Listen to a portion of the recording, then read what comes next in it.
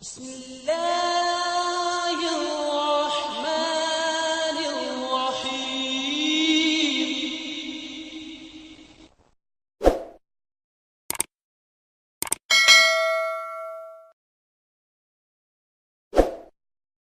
قمر صاحب جزاک اللہ۔ ہم سید مبشر ایاز صاحب سے بات کرتے ہیں۔ السلام علیکم مبشر صاحب۔ وعلیکم السلام ورحمۃ اللہ۔ مبشر ایاز صاحب، آپ بھی ہمیں اس حوالے سے کچھ تفصیل بتائیں۔ یہ بڑا ایک اعتراض کے رنگ میں بھی سوال کیا جاتا ہے جب ہم بات کرتے ہیں تو لوگ کہتے ہیں، آپ کہتے ہیں کہ مرزا صاحب اس زمانے میں دین کے احیاء کے لیے آئے، تو کیا خاص کام کیا ہے مرزا صاحب نے؟ ہمیں تو کوئی ایسا کام نہیں لگتا کہ آپ نے منفرد طور پر کیا ہو جو اس وقت دوسرے علماء نہیں کر رہے تھے، تو آپ بھی ہمیں کچھ تفصیل بتائیں۔ جی ایاز صاحب، یہ حضرت بانی سلسلہ احمدیہ حضرت مسیح موعود علیہ السلام نے کیا احیاء کیا، میرے استاد المحترم قمر صاحب نے ایک بہت ہی اختصار کے رنگ میں ایک پس منظر بتایا ہے۔ جب تک وہ پس منظر ہمارے سامنے نہیں ہوگا تب تک حضرت مرزا صاحب نے جو جماعت پیدا کی اور جو لٹریچر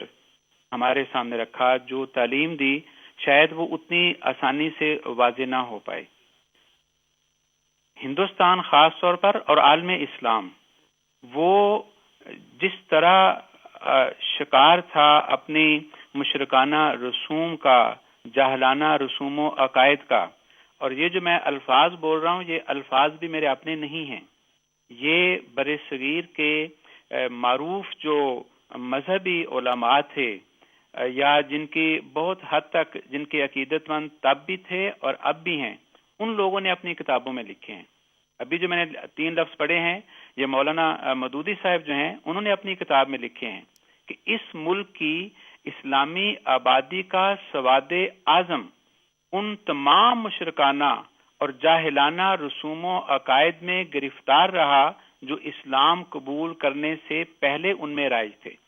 یہ تحریک آزادی ہند اور مسلمان کتاب کے صفحہ 44 پہ موجود ہے۔ یہ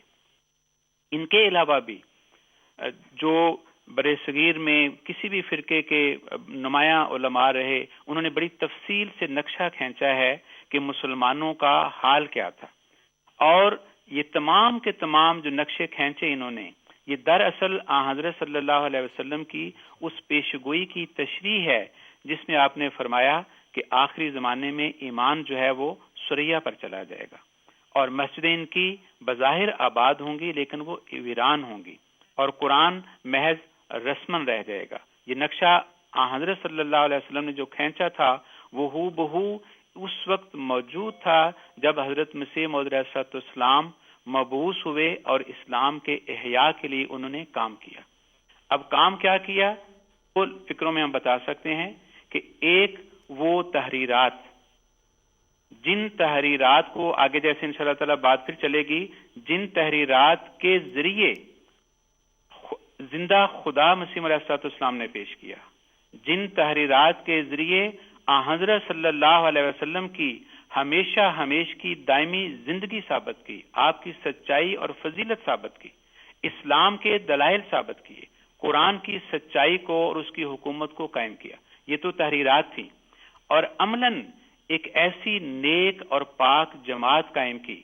جو خدا کے فضل سے بڑھتی چلی جا رہی ہے، جو چند 100 سے ہزاروں اور لاکھوں اور اب کروڑوں میں داخل ہو گئی، جو ایک اسلامی سیرت کا ٹھیٹ نمونہ تھی، جو خدا تعالیٰ کے فضل سے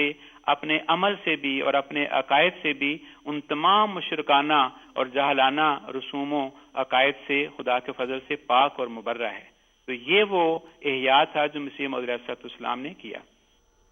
مبشر صاحب جزاک اللہ، شکریہ بہت بہت۔ میں ایک بات عرض کروں، مبشر صاحب کی بات مکمل ہو گئی ہے۔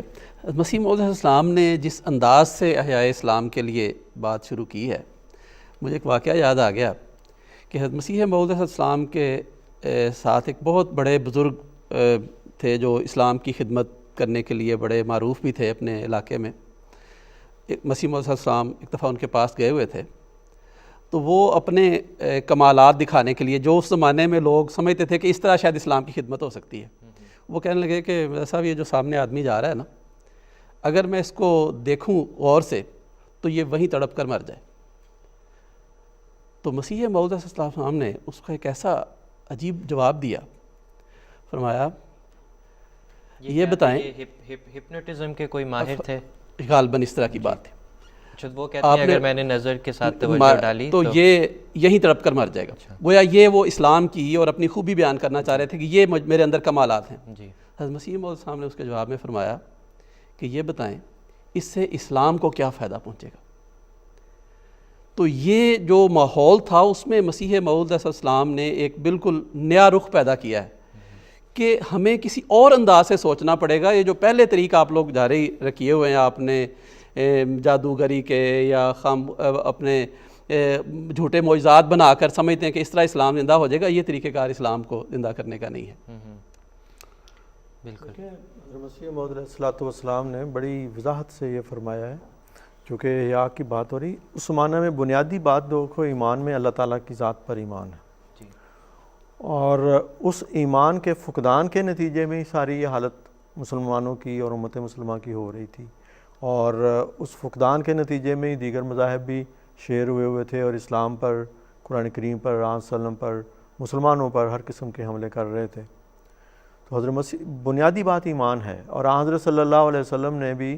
جب مسیح اور مہدی کے آنے کے زمانے کے متعلق خبر دی تھی تو یہ فرمایا تھا کہ اس زمانے میں ایمان ثریا پر چلا جائے گا، اور رجل فارس ایک ہوگا جو اس کو آسمان سے زمین پر لا کے دوبارہ دلوں میں قائم کرے گا۔ اور حضرت مسیح موعود علیہ السلام کا بھی میں سمجھتا ہوں کہ سب سے بڑا جو معجزہ ہے اور سب سے بڑا جو کام ہے وہ، جیسے کہ مبشر صاحب نے بتایا، زندہ خدا پر زندہ یقین اور ایمان جو ہوتا ہے وہ عطا کرنا تھا، اور حضور نے اس بات کو اپنے ایک مشن کے طور پر بیان فرمایا کہ میں اسی طرح بھیجا گیا ہوں جس طرح پہلے نبی بھیجے گئے، اور میری بعثت کا مقصد بھی وہی ہے جو پہلے نبیوں کا تھا، یعنی ایک زندہ خدا پر یقین بخشا جائے۔ آپ فرمایا کہ میں زندہ خدا کے بارے میں بتانا چاہتا ہوں بلکہ دکھانا چاہتا ہوں، اور یہ ایک حقیقت ہے کہ آپ نے زندہ خدا کو دکھایا۔ خدا کو کس طرح دکھایا جا سکتا ہے؟ اس کی صفات کے اظہار کے ذریعے سے، اس کی قدرتوں کے اظہار کے ذریعے سے، ورنہ وہ مادی آنکھوں سے تو نظر نہیں آتا،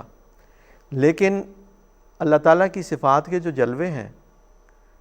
اور ایسے کام جو ایک انسان کے بس میں نہ ہوں،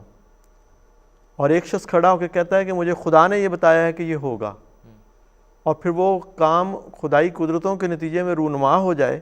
تو اس طرح سے خدا کی قدرت کے نتیجے میں انسان خدا کو دیکھتا ہے، خدا کی قدرت کے نمونوں کے اظہار کی صورت میں۔ تو حضرت مسیح موعود علیہ السلام نے بے شمار ایسی پیشگوئیاں ہیں، ابھی ہمارے دوسرے بزرگ دوست ہیں وہ بھی بیان کریں گے کہ کس طرح آپ نے دشمنوں کے خلاف کھڑے ہوئے، اور بعض جو بہت گستاخ تھے ان کے متعلق آپ نے اللہ تعالیٰ سے علم پا کر بتایا کہ یہ خدائی ہاتھوں سے ہلاک ہوگا، کسی انسان کے منصوبے کا اس میں دخل نہیں ہوگا، اور وہ ہوا۔ لیک رام کا بڑا مشہور واقعہ ہے، اور بہت سارے جو مخالفین تھے جو آپ کے مقابل پر کھڑے ہوئے، آپ نے اللہ تعالیٰ سے علم پا کر جب وہ لوگ مباہلے میں آئے تو ان کی ہلاکت کی خبریں دیں، اور ایسا ہی ہوا۔ اور آپ نے بڑا اعلان فرمایا، کرامت گرچہ بے نام و نشان است، بیا بینگر ز غلمان محمد، اور آپ نے فرمایا کہ اس زمانے میں ہوں محمد صلی اللہ علیہ وسلم کا غلام۔ اور جیسے کہ فضل الرحمان صاحب نے بتایا، معجزات ایسے نہیں تھے صرف کہ جس میں صرف دشمنوں کی ہلاکت کی خبریں ہوں، بلکہ ایسے معجزات تھے جن سے لوگوں کو زندگی عطا ہوتی تھی۔ ہزاروں واقعات ہیں کہ غیر معمولی طور پر بے مریضوں کے شفا پانے کے، بے اولادوں کے ہاں اولاد عطا ہونے کے، بے ایمانوں کو ایمان نصیب ہونے کے، ہیں جی، اور جو دنیا کے فسق و فجور میں پڑے ہوئے تھے ان میں ایسی پاک تبدیلیاں آئیں کہ وہ خدا والے ہو گئے، وہ خدا انہیں سچی رویا اور کشوف دکھانے لگا، خدا سے باتیں کرنے لگے۔ تو حضرت مسیح موعود علیہ السلام پر ایمان لانے والوں میں صحابہ کی جو جماعت تھی اس میں بے شمار ایسی مثالیں ملتی ہیں، اور وہ کہا کرتے تھے کہ ہمیں تو مسیح موعود کے ذریعے سے زندہ خدا نکھا لیا ہے، نظر آ گیا ہے۔ تو یہ ایک بہت بڑی بات تھی، اور اس کے آگے بے شمار پہلو ہے جس میں میں سمجھتا ہوں اور بھی مزید بھی بات آگے چلے گی۔